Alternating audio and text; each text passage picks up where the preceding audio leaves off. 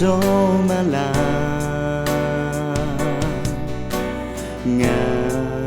nó bê không lo nhà nó cho gạo ye mẹ là ngà nó bê không lo nhà ye lên na không yếm mưa phải tu lúng mà cho yo đê ngà nó không lo nhà à pia la na su nó ho pia mà si ngà nó tên nhà ngà nó pia mà con đi thì xem mà đâu nhà chỉ cả trong bà ta chào nhà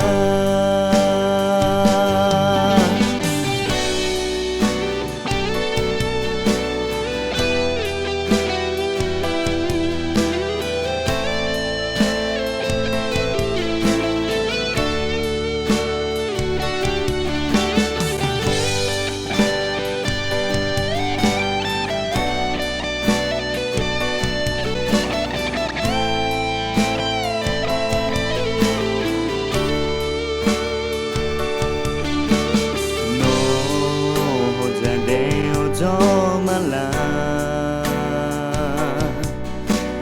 ngà nó bê không lo nhà nó cho gạo ye mẹ là ngà nó bê không lo nhà ye lên na không yếm mưa phải tu lúng mà cho yo đê ngà nó không lo nhà à pia la na su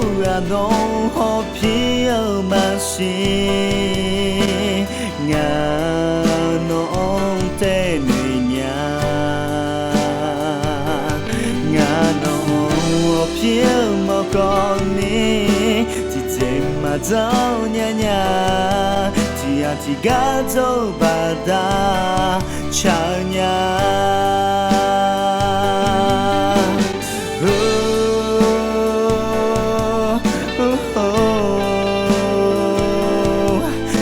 chỉ gà dâu bà ta chào nhà